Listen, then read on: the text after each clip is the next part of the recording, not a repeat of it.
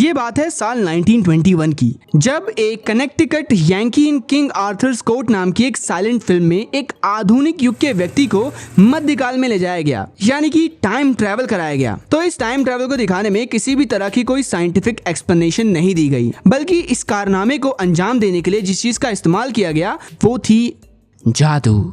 Time travel यानी कि समय में यात्रा करना, ये कोई विज्ञान की उपज नहीं थी, बल्कि ये था एक सपना, एक तड़प, समय में पीछे जाने की, कुछ गलतियां सुधारने की, कुछ हसीन पल वापस जीने की और किसी खास व्यक्ति से एक आखिरी बार मिलके उसके गले लग के रोने की। इस पूरी वीडियो के अंदर मैं इसी बारे में बात करने वाला हूँ कि कैसे मूवीज के अंदर टाइम ट्रैवल का एवोल्यूशन हुआ। समय बीतता गया और आया साल 1960, जब सर H.G. वेल्स के द्वारा लिखी गई एक नॉवल दी टाइम मशीन को उसकी एक लाइव एक्शन अडेप्टेशन मिली और दुनिया को मिला एक कॉन्सेप्ट कि टाइम ट्रेवल जैसी किसी चीज को करने के लिए कोई मशीन भी बनाई जा सकती है। अब इन मूवीज को किसी भी पैराडॉक्स से कोई फर्क नहीं पड़ता था और ना ही इन्हें परवाह थी फिजिक्स की। ये मूवीज बस भविष्य को दिखाना चाहती थी, चमकीली, भयानक या फिर नष्ट होकर राख में मिली हुई। उस समय काल में चल रही कोल्ड वॉर को इस चीज का एक रीजन बताया जा सकता है, क्योंकि उस समय भविष्य मात्र एक टाइम बॉम्ब की तरह लग रहा था। लेकिन 80s और 90s ने टाइम ट्रेवल के अंदर एक नई जान फूंक दी। मूवीज जैसे कि Back to the Future, terminator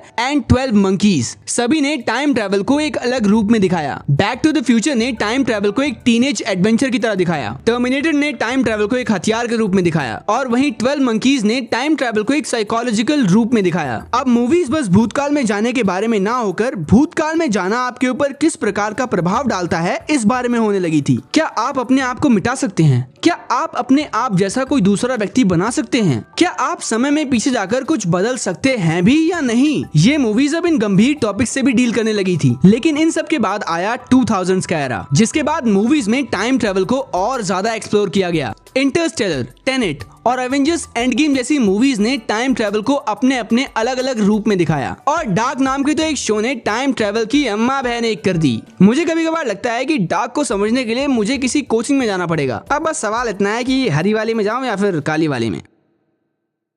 चलो यार छोड़ो, काली वाली में चले जाता हूँ। चूतिया कटा भी तो एटलीस्ट पैसे तो कम लगेंगे। हरे वाले तो साले इतने निकम्मे हैं कि जो गांव में मेरे बाप के 2 खेत हैं वो भी बिकवा देंगे।